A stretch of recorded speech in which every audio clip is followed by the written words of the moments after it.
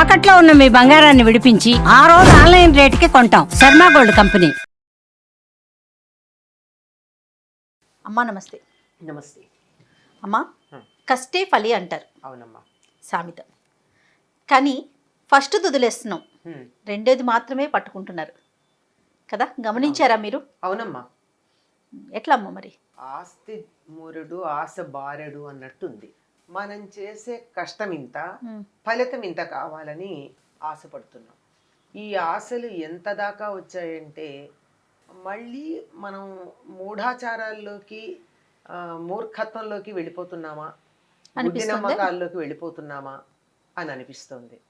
ఎంతో హేతుబద్ధంగా ఆలోచించాల్సినటువంటి యువతరం కూడా ఇట్లాంటి విషయాలకి లోను కావడం అన్నది చాలా బాధ కలిగించేటటువంటి విషయం. ఉదాహరణకి నీ పేరులో ఒక అక్షరం మార్చుకో, నీకు బాగా వచ్చేస్తుంది అంటే ఎట్లా మారుస్తున్నారమ్మా? పేరు మార్చట్లేదు కదా. ఉదాహరణకి నీ పేరుంది జయ అని ఉంది, జయలక్ష్మి అమ్మ, జయలక్ష్మి అని ఉంది, మొత్తం జయలక్ష్మి అని ఉంది. ఈ జయలక్ష్మిలో నంబర్ సరిగ్గా లేదమ్మా, నీ పేరు మార్చుకుంటే బాగుంటుంది, JAYYA LLA KSHMI అని రాసుకోమని చెప్పారు అనుకుందాం. ఎలా పలుకుతారు? యాకి యావత్తు ఇవ్వాలి, తెలుగులో లాకి లావత్తు ఇవ్వాలి. మనం అందులో మొదటి అక్షరంలో లాకి లావత్తు ఇచ్చి పలకలేం కదా, అది ఎలా పలుకుతాం? అలా పైగా పలకడంలో మాత్రం జయలక్ష్మి అని పలకాలే గాని జయలక్ష్మి అని అనలేం కదా. అది ఎలా ఉంది, ఏదో తిట్టినట్టో కొట్టినట్టో ఉంటుంది. పోని పైగా వాళ్ళు ఏమంటున్నారు, ఉచ్చారణలో తేడా కాదు రాస్తే చాలని. అది ఇంగ్లీష్లో రాస్తున్నారు. ఇంగ్లీష్లో రాస్తే మార్పు ఎక్కడొస్తుంది?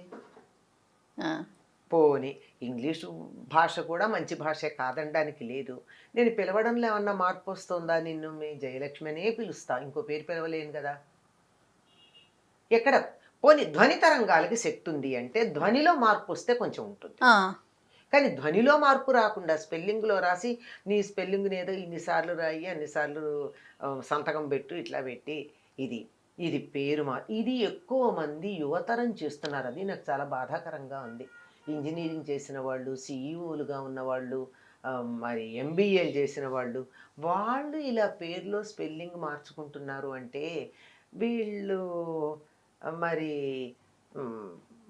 ఒకటి రెండు తరాలు వెనక్కి వెళ్ళిపోయారా? మూఢాచారాలు ఆధునిక యుగంలో ఉన్న వాళ్ళ వీళ్ళు హేతుబద్ధంగా ఆలోచిస్తున్నారా, శాస్త్రీయంగా ఆలోచిస్తున్నారా? అర్థం కాలేదు. అదే ఇలాంటివి. ఇదే కాదమ్మా, ఇది ఒక రకం. ఇంకా ఎన్నున్నాయి ఇట్లాంటివి. జీవితం అంతా ఇదే అయిపోయింది. ఏది, ఇక్కడేదో ఈ కిటికీ ఇటు మార్చు, ఈ తలుపు ఇటు మార్చు. ఆ మారిస్తే లక్షలు వస్తాయో లేదో తెలియదు, కానీ ఇప్పుడు 1000 ఖర్చు అవుతాయి. ఇవాళ ఖర్చు అయ్యే 1000 నాకు కనపడతాయి, వచ్చే లక్షలు నా కంటికి కనపడవు. మరి మేబీ నా చూపు చిన్నదేమో, నాకు అర్థం కాదు. ఒకటి. అలాగే ఈ బీరువా అటు మార్చు, ఆ బీరువా ఇటు మార్చు. ఇంట్లోకి ధారాళంగా గాలి వెలుతురు రెండు ధారాళంగా వచ్చేటట్టుగా ఉండాలి. కానీ ఇవన్నీ మార్చుకుని కొంతమంది ఇంతకుముందు ఒక ఆఫీస్కి వెళ్ళి చూస్తే ఇట్లా కూర్చున్న వాళ్ళు మళ్ళీ సారి వెళ్ళేటప్పటికి అటు కూర్చుని ఉంటారు. ఇటు ఎంట్రన్స్కి వీపు ఉంటుంది, వాళ్ళ వీపు చూసుకుంటూ లోపలికి వెడతాం మనం. ఏమిటండి అంటే వాస్తు ప్రకారం ఇక్కడ కూర్చుంటే నేను బాగా పనిచేస్తా అంట, అందుకని నేను నా పొజిషన్ మార్చుకున్నానండి. నువ్వు ఫిజికల్ పొజిషన్ మార్చావు కానీ నీ ప్రమోషన్ వచ్చే పొజిషన్ అయితే నువ్వు మార్చుకోలేకపోయావు. కొన్ని నమ్మాలి. వాస్తు శాస్త్రం ఉంది, వాస్తు లేదంటల్లా. వాస్తు అద్భుతమైనటువంటి శాస్త్రం. ఇప్పుడు చెప్తున్నది మనం ఏదైతే మాట్లాడుతున్నామో అది మనకి ఇబ్బందికరంగా ఉంటుంది. అవును. ఒక వాస్తు శాస్త్రంలో చెప్పింది ఏమిటంటే, ఒక తరం వాళ్ళ ఇంట్లో ఆరోగ్యంగా ఆనందంగా గడిపాక ఒక తరం, తరువాత తరం వాళ్ళు దాన్ని మార్చక్కర్లేదు. తర్వాత ఎవరొచ్చి మీకు ఏ వాస్తు తేడా చెప్పినా, ఒక తరం వాళ్ళందరూ ఉన్నారు. 4 ఆ రోజుల్లో 5-6 పిల్లలు ఉండేవారు. అందరూ ఏదో పెద్ద పెద్ద IAS ఆఫీసర్లు కాకపోయి ఉండొచ్చు, సుఖంగా పెళ్లిళ్ళు చేసుకున్నారు, పిల్లల్ని కన్నారు, ఆనందంగా ఉన్నారు, అయిపోయింది. ఆ కొడుకు ఏదో ఇల్లు ఇచ్చారు, వాస్తు ప్రకారం ఇది బాగా లేదని మార్చుకుంటే అవసరం లేదు. అక్కర్లేదు అని చెప్తుంది శాస్త్రం. అది అది అవి చూడం మనం, ఆ, అవి చూడం. ఈ చిన్న చిన్నవే పట్టుకుంటాం. మనకి ఏది సౌకర్యంగా ఉందో అది పట్టుకుంటాం. ఆ. తులసి మొక్క ఏ ఇంట్లో ఏ పక్కన పెడితే లాభం, ఇది అడిగేవాళ్ళు ఉన్నారు. అంటే ఈశాన్యం వైపు పెట్టాలా అండి, వాయవ్యం వైపు పెట్టాలా అంటే దీనికి ఒక శాస్త్రం కూడా తయారైపోయింది.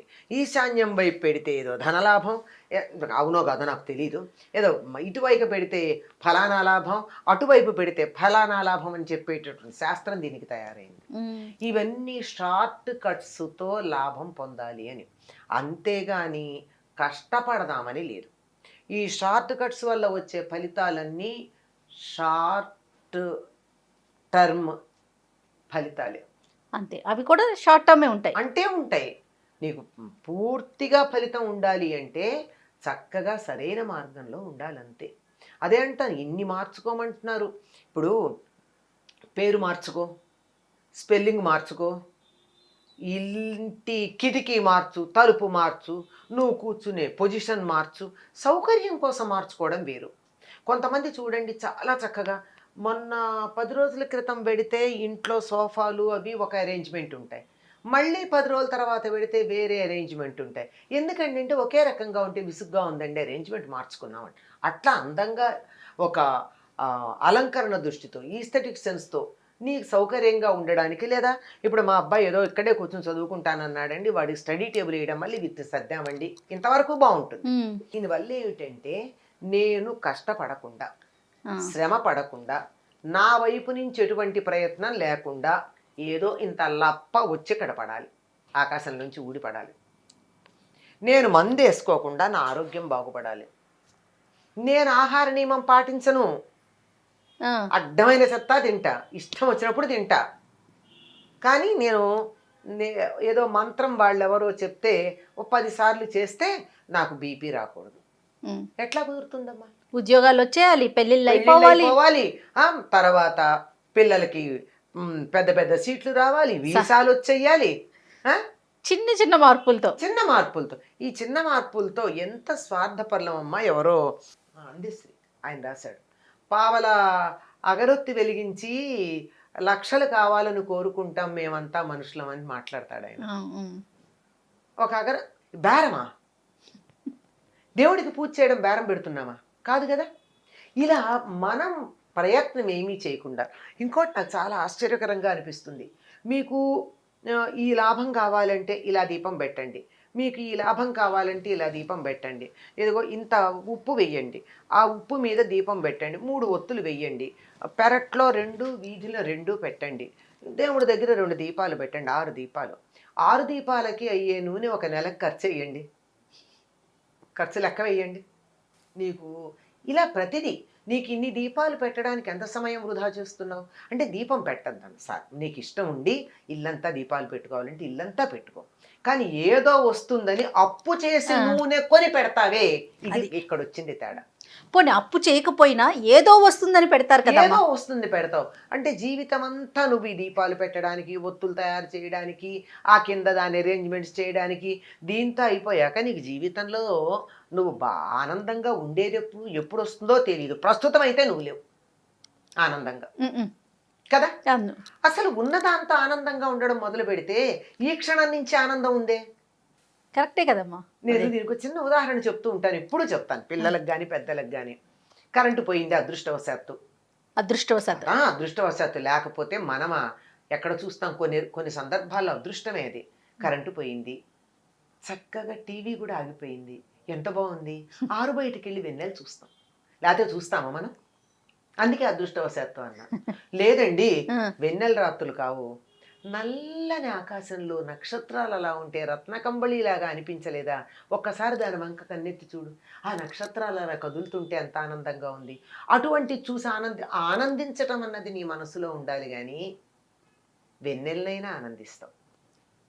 చీకటి రాత్రుల్లో నక్షత్రాలున్న నల్లని పోని రత్నకంబళి వదిలే, నల్లని ఆడపిల్లలు మాట్లాడుకుంటున్నాం కదా, ఒక నల్లని వెల్వెట్ క్లాత్ మీద మీకు నచ్చిన మెటీరియల్ మీద నల్లని పట్టు అనుకుందాం, నల్లని పట్టు మీద చిన్న చిన్న తెల్లని జరి అలా చమక్ మెరుస్తూ ఉండే చీరలాగా అనిపించలేదు ఆకాశం చూస్తే? మనసు ముఖ్యం. మనసు ముఖ్యం. అంటే ఆనందించటం అన్నది ఎంత ఉన్నా ఉండదు, మన మనసును బట్టే ఉంటుంది. పట్టుపరుపుల మీద పడుకుంటే నిద్ర పట్టని వాళ్ళు ఉన్నారు. అవును. కటిక నేల మీద హాయిగా నిద్ర, అమ్మయ్యా ఆహా భలేగా నిద్రపోయాను, ఎంత హాయిగా ఉందో తేలిగ్గా ఉందనే వాళ్ళు ఉన్నారు. ఇది మానసిక స్థితి మీద ఉంది. ఇది మార్చుకుంటే అనుక్షణం ఆనందమే. అది లేక నేను కష్టపడను, నీ ఆరోగ్యానికి అనుసరించిన ఆహారం తీసుకోవచ్చు కదా, ఎప్పుడు పడితే అప్పుడు ఏది పడితే అది, ఏ చెత్త పడితే అది జిహ్వచాపల్యంతో మింగేసి ఆరోగ్యం ఉండమంటే ఎట్లా ఉంటుంది?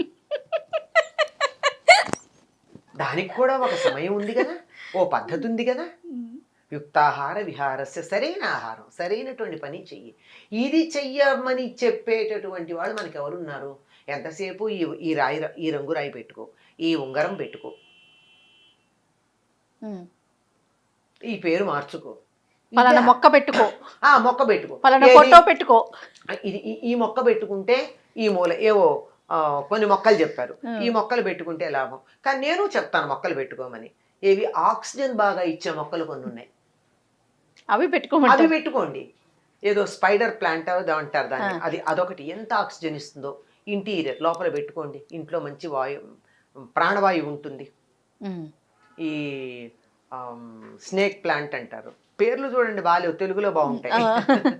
అది మాడవ ఏదో అంటాం, అది పెట్టుకోండి.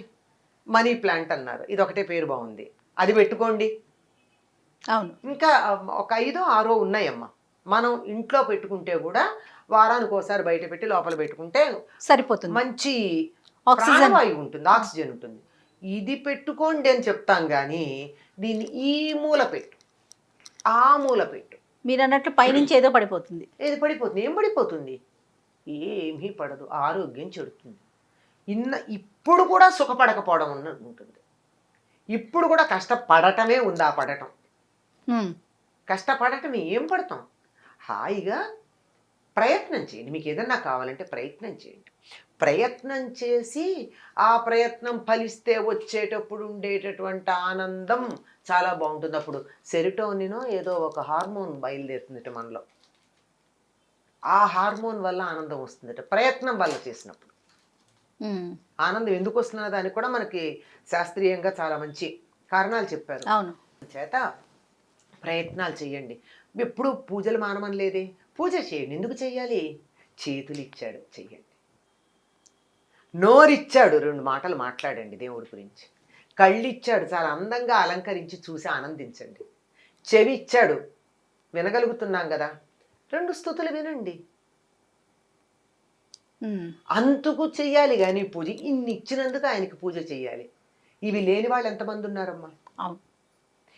ఇవి ఉన్న మనం ఎంత ధనవంతులం, ఎంత సంపద కలిగినటువంటి వాళ్ళం, మనకున్న సంపదని మనం గుర్తించట్లేదే. అన్నిటినీ మించి బుర్రిచ్చాడు కదా, వాడుకోవచ్చుగా. దాన్ని వాడుకో, ఉపయోగపెట్టుకో. ఇది ఇచ్చినందుకు రోజు ఒకసారి కృతజ్ఞత చెప్పుకో దేవుడికి, నాకు ఇవన్నీ ఇచ్చావు. We are haves, we are not have nots. డబ్బు కాదు ఇక్కడ, కన్ను, ముక్కు, చెవి, నోరు, బుర్ర, బుద్ధి, చెయ్యి, కాలు, ఎన్ని ఇచ్చాడు మనకి. ఆరోగ్యం, ఉండడానికో ఇల్లు, ఇవన్నీ ఇచ్చాడు. అందుకని ఒకసారి దండం పెట్టుకో. ఏమవుతుందో తెలుసా? అలా దైవానికి ఇచ్చిన వాటి కృతజ్ఞతతో నమస్కారం చేసుకుంటే మనకొచ్చే పరిస్థితుల్ని ఎదుర్కోగలిగినటువంటి ధైర్యం వస్తుంది. అది కావాలి. అంతేగాని నాకు కష్టమే రావద్దనుకుంటే, చీకటి పడకపోతే వెలుగు విలువ ఎలా తెలుస్తుంది? పురిటి నొప్పులు పడకపోతే బిడ్డ నవ్వు చూసే అదృష్టం ఎక్కడుంటుంది? అంతే కదమ్మా కదా.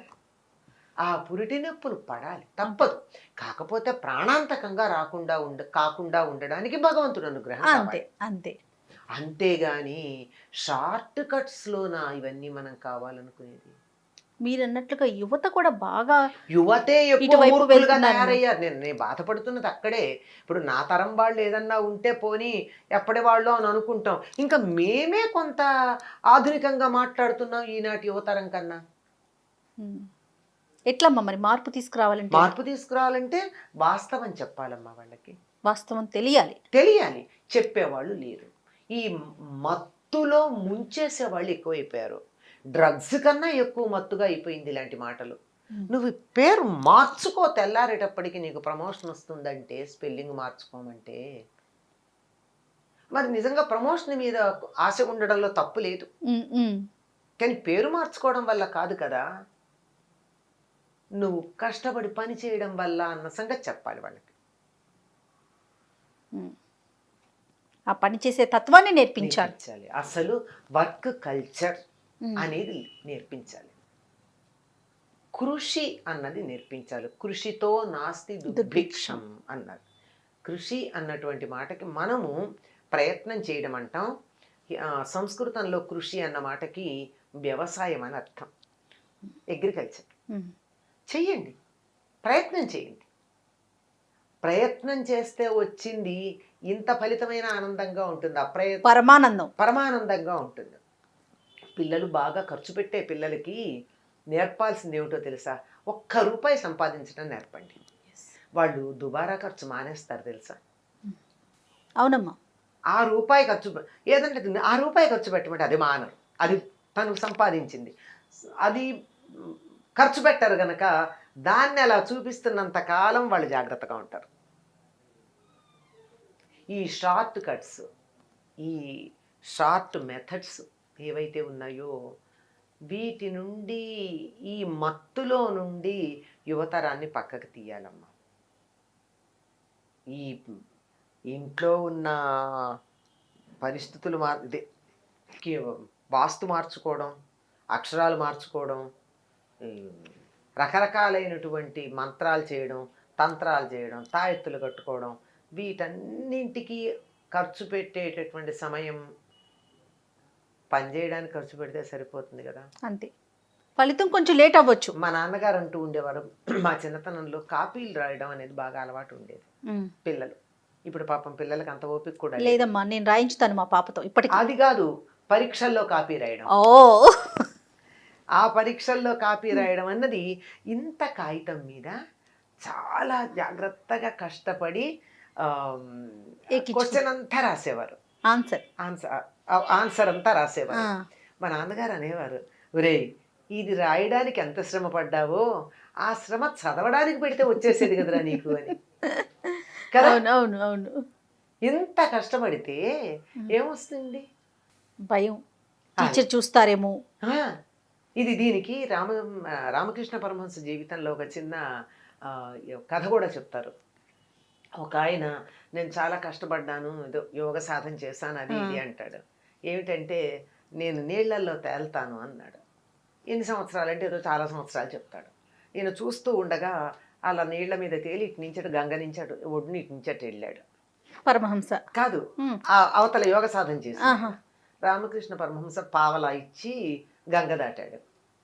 దాటి అన్నాడు, నేను పావలాతో చేసినటువంటి పనికి నువ్వు ఇన్నేళ్ళు యోగ సాధన వృధా చేసావన్నాడు.